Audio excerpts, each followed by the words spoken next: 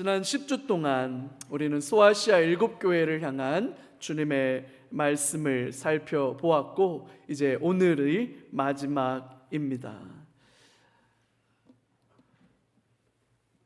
소아시아 7교회를 향한 메시지를 이제 오늘로 끝내고, 다음 주부터는 새로운 시리즈의 설교를 준비하고 있습니다. 가상칠언. 그래서 예수님이 십자가 위에서 숨지시기 전까지 7마디의 말씀을 하시는데, 그걸 새생명 전도축제 전주까지 쭉 하나씩 차례대로 살펴보면서 복음의 예수 그리스도를 통한 구원의 은혜와 복음의 은혜가 무엇인지를 발견하는 그런 말씀의 은혜가 우리에게 있을 줄로 압니다. 이제 오늘 라오디게아 교회를 살펴보면, 이제 소아시아 7교회, 우리가 건강한 교회, 또 행복한 성도라고 하는 큰 주제를 가지고 살펴봤던 이 말씀에 대단원의 막이 내려집니다. 부활하신 우리 주님은 당신의 오른손에 7별을 붙잡으셨다, 이렇게 말씀하시죠. 7교회의 사자들입니다. 7 금초대 사이를 다니신다, 그렇게 묘사해 놨어요. 7교회를 두루 살피시는 모습입니다. 그래서 주님이 교회들을 향해서 7교회 모두 공히 내가 너희를 안다, 그렇게 말씀하시죠. 교회들의 형편과 처지를 잘 알고 있다, 이렇게 말씀하시는 건 교회를 향한 우리 주님의 사랑입니다. 사랑하는 만큼 관심이 생기지요. 관심이 생겨야 한 번 더 보게 되고 살펴보게 되고 어떻게 지내는지 이렇게 돌아보게 되는 겁니다.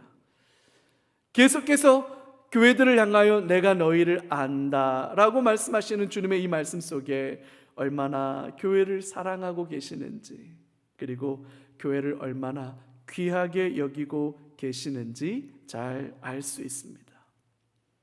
건강한 교회를 꿈꾸며 살펴본 이 말씀들을 통해서 저와 여러분들의 삶에, 우리 교회에 이 말씀이 온전히 임하는 은혜가 있기를 주님의 이름으로 축복합니다.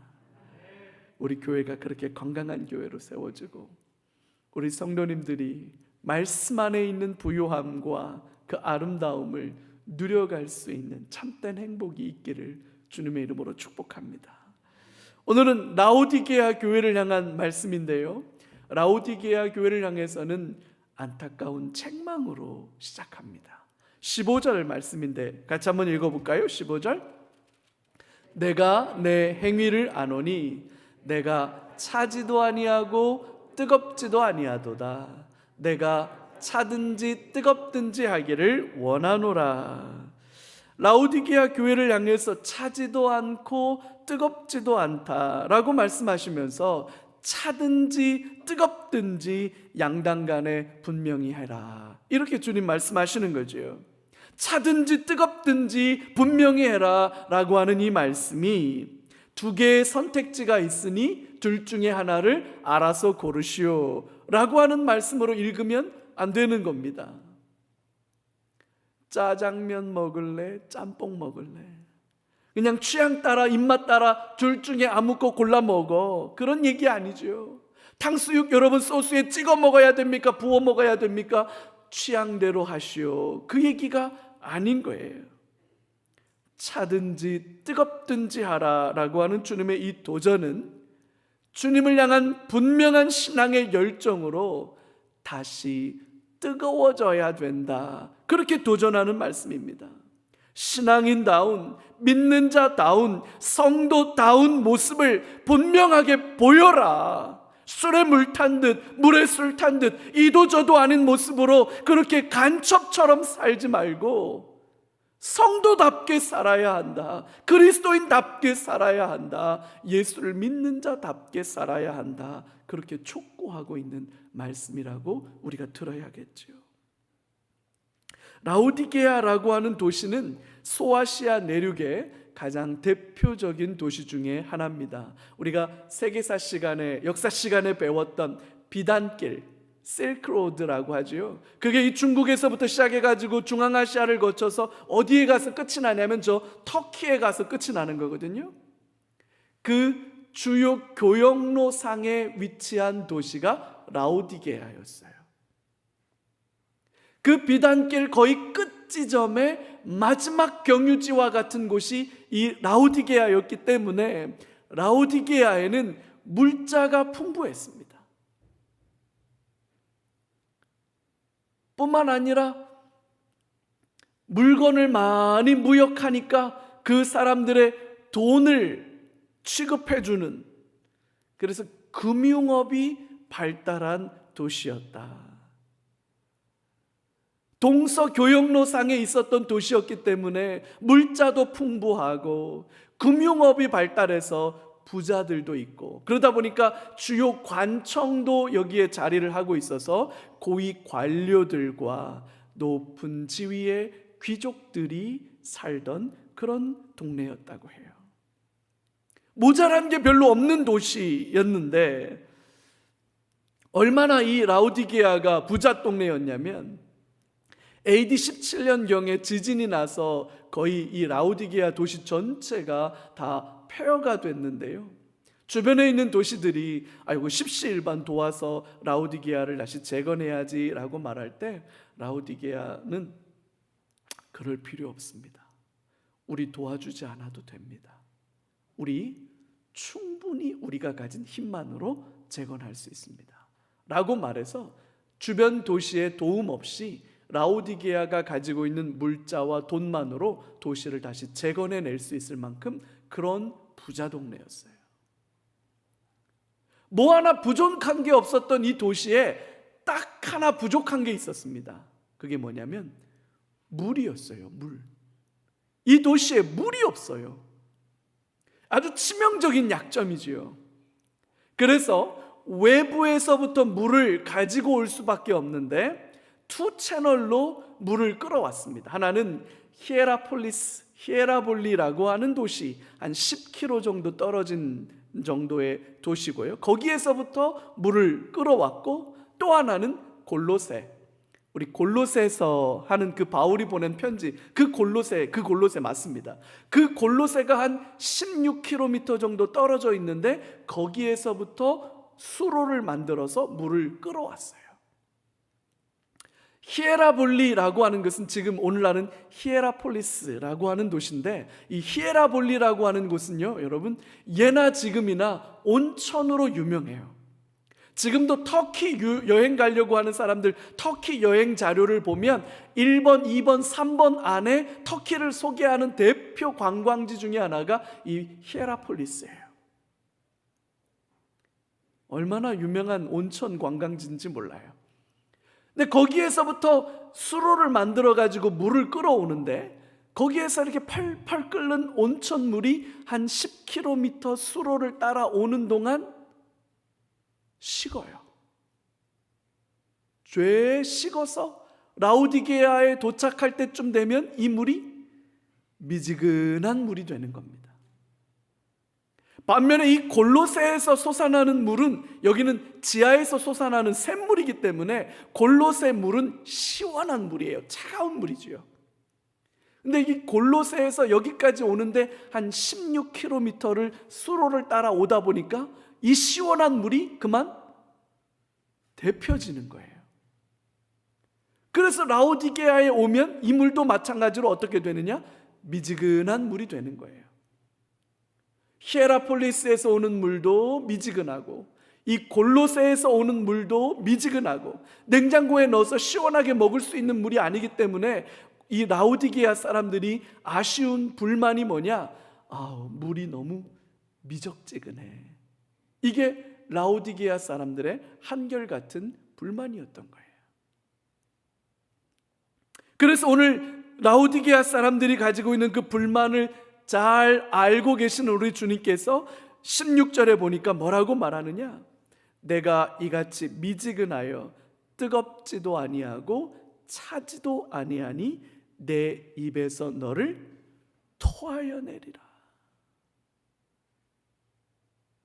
미적지근한 그 물. 여러분, 저는 얼죽아파입니다. 얼어 죽어도 아이스 아메리카노죠. 커피는 아이스 아메리카노죠. 그래서 한겨울에도 웬만하면 아이스 아메리카노를 마셔요. 물론 한여름에도 뜨거운 아메리카노를 잡수시는 분들도 계시죠. 존중합니다. 사랑하고 취향이니까. 근데 여러분 생각해봐요. 커피점에 가서 따뜻한 아메리카노 주세요 이렇게 하시는 분도 있고, 아이스 아메리카노 주세요 이렇게 하시는 분도 있는데, 미적지근 아이스 아메리카노로 하나 주세요 이렇게 하는 분들은 없잖아요. 미지근한 물이 사실은 건강에는 좋다 그래요. 우리 체온에 맞는 물. 그래서 간혹 식당에 이렇게 성도님들과 함께 가면 목사를 대접하려고 하는 마음에, 참 귀한 마음이죠. 그래서 목사를 대접하려고 하는 마음에 우리 목사님 좋은 물 잡수셔야 돼, 이래서 따뜻한 물에다가 찬물을 섞어서 미지근한 물을 주시는 분들이 간혹 계셔요. 그러면 이렇게 그 정성이잖아요. 그래서 이렇게 딱 마시면 아버지, 그래도 어떻게 잘 먹어요. 목사는 잘 먹어야 되니까. 그래서 잘 먹어요. 마음엔 안 들어요, 그런 미지근한 물이. 제가 운동을 좋아해서 수영장에 곧잘 다녔거든요. 여러분 수영해 보신 분들은 아시죠? 수영장에서 수영하다가 어떻게 하다가 한 모금 잡수시는 물들이 어떻게 좋으시던가요? 아우 힘들죠. 생각만 해도 점심시간 앞두고 연목사 왜 비위상하는 얘기를 자꾸 하나 싶겠죠. 여러분 남들이 몸 담근 물이라서 그게 힘든 거 아니에요. 그게 우리 체온과 비슷한 온도의 물이니까 더 힘든 거예요. 미적지근한 물. 그게 라오디게아 사람들이 제일 힘들었던 것 중에 하나예요. 그러면서 주님은 이렇게 말해요. 미적지근해서 비위가 상할 것 같다, 토할 것 같다, 내 입에서 뱉어내고 싶은 심정이다. 그렇게 라오디게아를 향해서 말하고 있어요. 여러분 이게 얼마나 안타까운 상황인지 몰라요. 라오디게아 교회가 이런 안타까운 책망을 듣게 된 이유가 어디 있을까요? 왜 이 교회가 이런 책망을 듣고 있는 걸까요? 비위상에서 못 봐주겠다, 차든지 뜨겁든지 양당간에 좀 결정을 하면 좋겠다, 뱉어버리고 싶은 심정이다.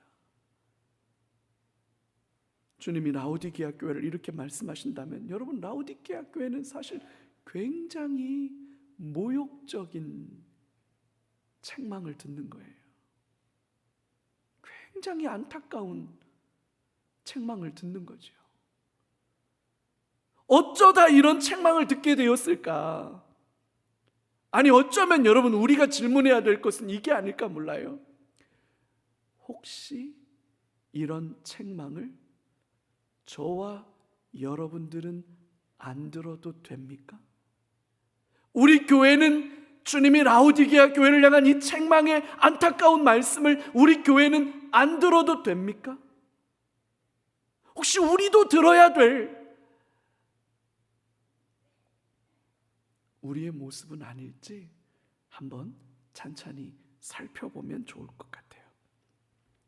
라오디게아 교회가 이처럼 차지도 않고 뜨겁지도 않다고 책망을 들은 이유가 오늘 본문 안에 있습니다.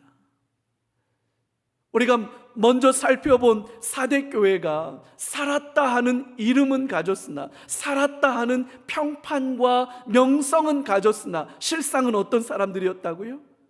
죽은 자라고 주님이 말씀하셨던 것처럼 이 라오디게아 교회도 비슷한 형편에 있었던 것 같아요. 우리 17절 말씀인데요, 같이 한번 볼까요? 17절 함께 읽습니다. 내가 말하기를 나는 부자라 부요하여 부족한 것이 없다 하나 내 곤고한 것과 가련한 것과 가난한 것과 눈먼 것과 벌거벗은 것을 알지 못하는도다. 부자라는 착각에 빠져 있었다.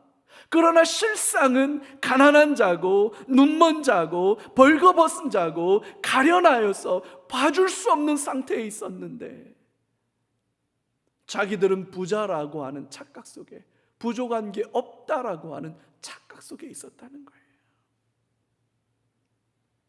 앞서도 말씀드린 것처럼 라오디게아는 무역과 금융업이 발달한 도시였고 유력한 고위 관료들과 귀족들이 모여 살았던 도시였기 때문에 부자들이 많았던 그런 도시였습니다. 그들은 자신들이 가진 부유함으로 아쉬울 게 별로 없었던 사람들이에요. 제가 부자로 살아보지 않아서 잘 모르긴 해도 여러분, 돈으로 해결되지 않을 게 뭐가 그렇게 많겠어요? 돈만 있으면 아쉬울 게 별로 없는 삶이잖아요. 근데 주님은 그들을 향해서 궁핍하고 가난하고 헐벗었다고 말씀하고 있어요. 그들이 생각하는 부자라는, 모자라는 게 없다라고 생각했던 자신들의 생각과 주님의 평가 사이에는 굉장한 갭이 존재하고 있는 거예요. 제가 어린 시절에 요 삼본, 요 평촌, 제가 고등학교 다닐 때까지만 해도 요 평촌이 포도밭이었어요. 삼본, 거기도 마찬가지고. 제 어린 시절에 어른들이 그런 말씀하시는 소리를 들었어요. 천당 밑에 분당. 천당 가기보다 더 어려운 게 분당. 뭐 이런 얘기 있었어요. 뭐 지금에야 광교, 판교 뭐 이러겠죠. 그러나 저 어린 시절에도 어른들이 그런 말씀들 하시곤 했어요. 그래서 천당 가는 것보다 더 사모하는 게 분당 가는 거다. 그렇게 어른들이 농담 삼아 말씀하시곤 했었어요. 여러분, 우리나라에 복음이 처음 들어온 게 지금으로부터 약 한 150년 전쯤 됩니다. 한 150년 됐습니다. 우리나라에 복음이 들어온 게. 조선이 세국 정책으로 나라의 문을 굳게 걸어 잠그어 놓았을 때 제너럴 셔머노라고 하는 미국 국적의 상선이 대동강변으로 올라와서 통상을 요구합니다. 무역을 하자고 그래요.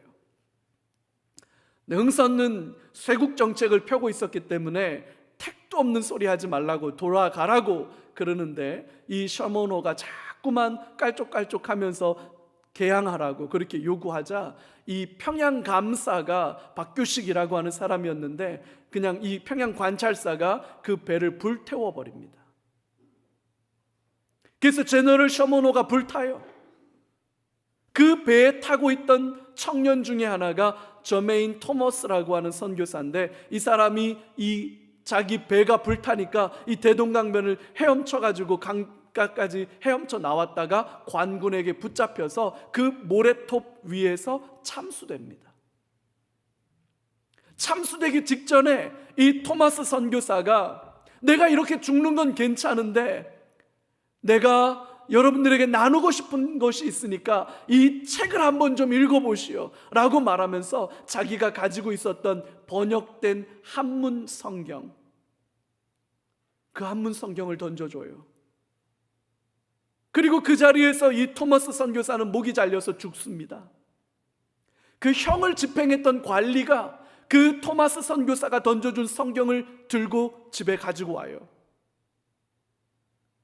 성경을 읽으려고 가지고 온 게 아니라 빳빳한 종이가 마음에 들어서 그 종이에다가 담배를 말아서 피면 야, 요거 좋겠네. 그래가지고 그걸 들고 와가지고 실제로 그 종이를 찢어가지고 거기에다가 담배를 말아서 그 담배를 핍니다. 그렇게 담배를 피다가 이 사람도 관리였기 때문에 글을 공부한 사람이고 그래서 그 성경을 이렇게 읽다가 여러분 혼자 성경 읽다가 예수님을 만납니다. 우리나라는 선교사를 통해서 복음이 열려진 게 아니라 이렇게 성경을 통해서 복음이 열려진 나라예요.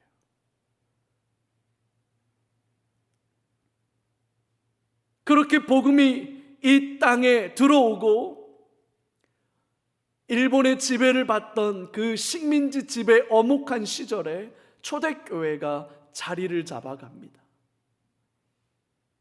해방이 되고 전쟁이 일어난 그 전쟁 속에 교회가 성장해 가기 시작합니다. 3년의 전쟁 속에 온 나라가 다 잿더미였어요. 빠꼼한 곳이 없는, 밀고 올라갔다가 내려왔다가, 여러분 낙동강에서부터 저 백두산 아래까지가 다 전장터였기 때문에 이 한반도 전체가 다 폐허가 됩니다. 그 폐허 위에 전쟁이 끝나고 여러분, 교회가 폭발적으로 성장합니다. 동네마다 교회가 세워지고요, 그 세워진 교회는 또다시 부흥하고 차고 넘쳐서 아랫동네에 또 교회가 세워지고, 아이들은 죄 교회로 몰려와서 교회에서 성경학교를 통해서 복음을 경험하고 그렇게 됩니다. 그래서 한 100년 동안 교회가 폭발적으로 성장하다가 1990년, 1997년 IMF 사태가 터지기 직전까지 한국교회는 폭발적으로 성장했어요. 그리고 IMF가 지나고 난 다음부터 통계 보고들이 성장이 둔화된다, 그러다가 2000년대 접어들면서 한국교회는 감소하고 있다, 이런 통계들이 나오고 있어요. 지금은 코로나 때문에 한국교회의 감소세가 더 가팔라져 있습니다. 그렇게 폭발적으로 성장하던 교회가 왜 이렇게 성장을 멈추고 오히려 감소하게 되었을까? 그 폐허 위에서 먹고 살 수 없는, 먹고 살 수 있는 게 아무것도 없는 절망 속에서는 사람들이 교회로 몰려들었습니다. 하나님 없이는 살 수 없으니까, 하나님의 도우심 없이는 살 수 없으니까 너도 나도 교회로 몰려들었습니다. 근데 80년대를 지나고 90년대가 되고 2000년대가 되니까 사람들이 먹고 살만해졌거든요. 먹고 살만해지니까 사람들은 더 이상 신앙에 대해서, 교회에 대해서 관심을 두지 않기 시작합니다. 국민소득이 3만 불이 넘어서면 그거를 여러분 선진국이라고 해요. OECD, 선진국 클럽이라고 알려져 있잖아요. 우리나라가 선진국 클럽 OECD에 가입하고 국민소득이 2만 불이 넘어서 3만 불로 넘어가기 시작하면서부터 교회는 침체하고 사람들은 신앙을 떠나기 시작합니다. 국민소득이 3만 불이 넘어가면 사회적으로 어떤 변화가 생기냐면, 3만 불이 넘어가는 시점부터 사회가 어떻게 달라지냐면 사람들이 먹는 거에 관심을 갖기 시작합니다. 여러분, 지금 웬만한 예능 프로들은 다 먹방이에요. 배고파서 먹는 거 말고요, 맛있는 거, 좋은 음식 먹는 거에 사람들이 열광하기 시작합니다. 미슐랭 가이드 따라서, 맛집 따라서 맛집 투어 다니는 게 이제 사람들의 관심이 돼요. 먹고 살려고 하는 거 아니에요. 삶을 누리기 위해서 생각하다 보니까 잘 먹는 거 생각해요. 두 번째는 패션에 관심을 갖기 시작합니다. 우리 어른들은 옷은 따스우면 되는 거야.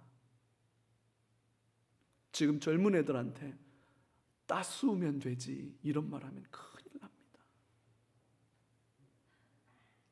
옷은 여러분 따뜻하라고 입는 게 아니에요. 옷은 내가 누구인지, 내가 어떤 취향을 가진 사람인지를 드러내는 하나의 방편이에요. 그래서 옷은요, 계절마다, 색깔마다, 디자인마다, 여러분 브랜드마다 얼마든지 다양하게 입어야 됩니다. 지금은 그런 시대예요. 세 번째는 여행과 관련된 관심이 생겨요.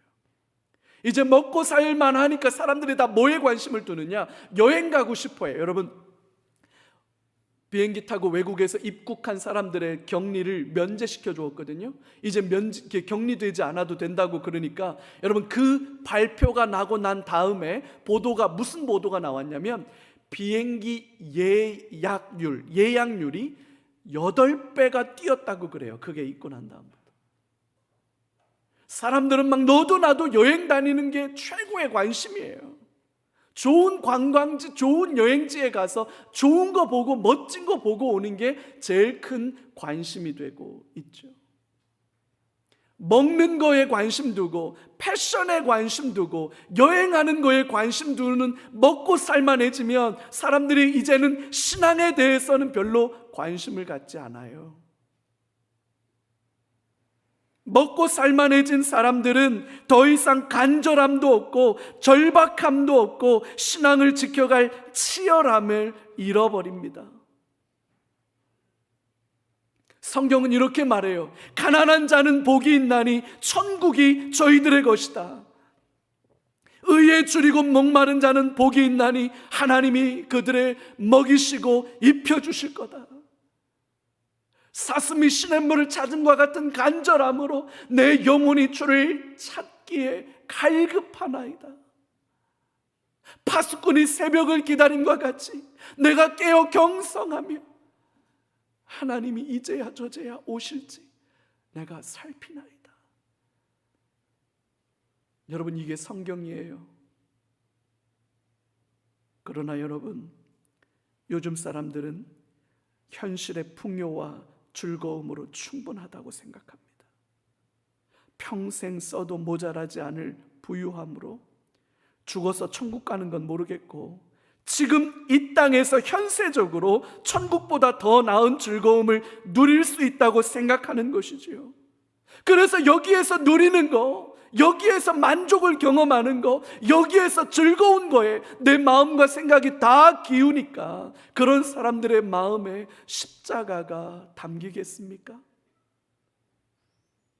고난과 순종과 헌신, 거룩, 사랑, 이런 성경의 가치들이 담기겠습니까? 그건 거추장스러운 것이 되고 부담스러운 것이 될 뿐이에요.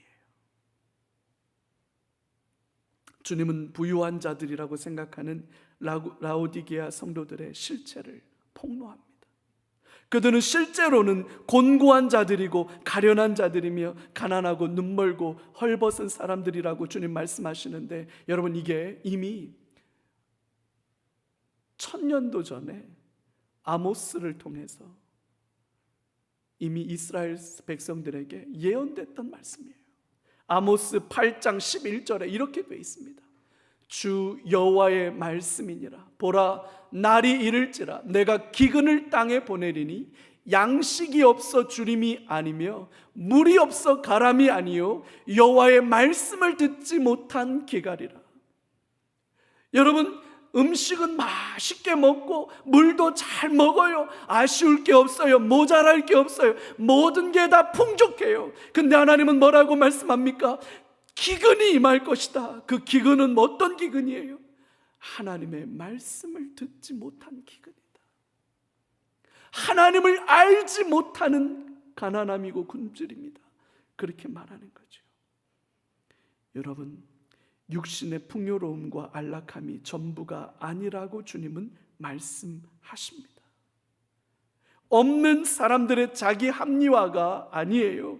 이솝 우화에 나오는 그 신포도 여우, 여러분, 여우가 포도밭 밑을 지나가다가 포도를 따먹으려고 깡총깡총해도 따먹어지질 않아요. 너무 높이 달려서. 그래서 여러 번 노력했는데도 못 먹어요. 그러니까 여우가 지나가면서 그렇게 말한다지요. 저 포도는 분명히 신포도일 거야. 그러면서 합리화하고 자기를 위로하고 지나가는 거예요. 여러분, 주님이 말씀하시는 거 그런 거 아닙니다. 우리 주님이 어떤 분이십니까? 오늘 이 14절에 부활하신 주님을 이렇게 묘사해요. 라오디게아 교회의 사자에게 편지하라. 아멘이시요 충성되고 참된 증인이시요 하나님의 창조의 근본이시니가 이르시되. 하나님의 창조의 근본이라고 말합니다. 세상의 창조주이시죠. 존재하는 모든 것들을 가지신 분입니다. 인생의 본질과 의미와 행복이 무엇인지 가장 정확하게 알고 계신 유일한 한 분이십니다. 그 예수님께서 말씀하시는 거예요. 라오디게아 성도들은 스스로 부유한 자라고 생각했어요. 아무런 부족함이 없다고 생각했어요. 맛있는 거 먹고 좋은 옷 입고 좋은 구경하며 살며 하나도 부족함이 없다, 그렇게 생각했지만 주님은 라오디게아 성도를 향해서 말했어요. 너희는 가난한 자다. 너희는 헐벗었다. 너희는 궁핍한 자다. 그렇게 말씀하고 있는 거예요. 여러분, 어떻게 하면 좋을까요? 이제 라오디게아 교회는 어떻게 하면 좋을까요? 주님은 두 가지 대안을 말씀하고 계십니다. 첫 번째는 회개하라는 거예요. 열심을 내라는 거예요. 오늘 본문 18절 19절 말씀입니다. 우리 여러분 같이 한번 읽어볼까요? 내가 너를 권하노니 내게서 불로 연단한 금을 사서 부요하게 하고 흰 옷을 사서 입어 벌거벗은 수치를 보이지 않게 하고 안약을 사서 눈에 발라 보게 하라. 물은 내가 사랑하는 자를 책망하여 징계하노니 그러므로 내가 열심을 내라 회개하라. 주님은 라오디게아를 향해서 열심을 내라, 열심을 내라, 그렇게 책망하고 있는 거예요. 미지근한 물과 같아서 토할 것 같다고 말씀하시는 주님이 라오디게아 교회를 비난하거나 정죄하려고 하시는 말씀이 아닙니다. 그들을 사랑하기 때문에, 그들이 돌이켜 온전함을 회복하기를 원하시기 때문에 하시는 말씀이죠. 주님의 사랑을 오해하면 안 됩니다. 쌓아놓은 재물에 취해서 라오디게아, 그 쌓아놓은 재물에 취해 있는 라오디게아 성도들을 향하여서 불로 연단한 금을 사라, 그렇게 말씀하십니다. 불로 연단한 금, 정금, pure gold 99.999 되는 그 금을 말하죠. 그 순금을 사라고 말합니다. 그 정금, 순금은 온전한 믿음을 의미하죠. 진정한 부요함은 여기 있는 겁니다. 흰 옷을 사서 입어 벌거벗은 수치와 부끄러움을 가리라고 말합니다. 행위의 온전함을 말하죠. 머리로만 아는 신앙으로는 부족합니다. 삶으로 살아내는 신앙이 진짜죠. 사대교회에서 이미 살펴보았죠. 안약을 싸서 눈에 바르라고 말합니다. 안약을 바르라고 말합니다. 부요한 도시답게 사람들은 대부분 육신의 정욕과 안목의 정욕과 이생의 자랑에 매여 살지요. 무슨 옷 입었나, 무슨 차 타나, 무슨 음식 먹나, 어디에 사나, 다 그거 살펴보느라고 안목의 정욕에, 이생의 자랑에 그렇게 묶여 살지요. 여러분, 우리의 시선, 우리가 보는 것이 바로 우리가 욕망하는 것입니다. 뭘 바라보고 삽니까? 뭘 주로 바라보고 삽니까?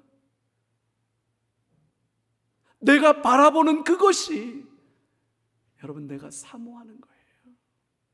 내가 갈망하는 거예요. 십자가에 달려 죽으신 우리 주님을 바라봐야 합니다. 그래서 우리 눈에 안약을 넣어야 하는 거예요. 우리가 바라보는 것이 달라져야 하는 거거든요. 결론적으로 열심을 내라, 회개하라, 주님 그렇게 말씀하고 있는 겁니다. 주 안에서 사랑하는 여러분, 나도 옛날엔 뜨거웠어요. 옛날에 뜨거웠던 건 중요하지 않습니다. 지금 여기 오늘 뜨거우냐가 중요한 거예요. 우린 다시 뜨거워져야 해요. 우린 다시 열심을 내야 해요. 과거를 회상하며 과거 완료형으로 살아가는 것은 오늘 신앙에 아무런 의미가 없어요.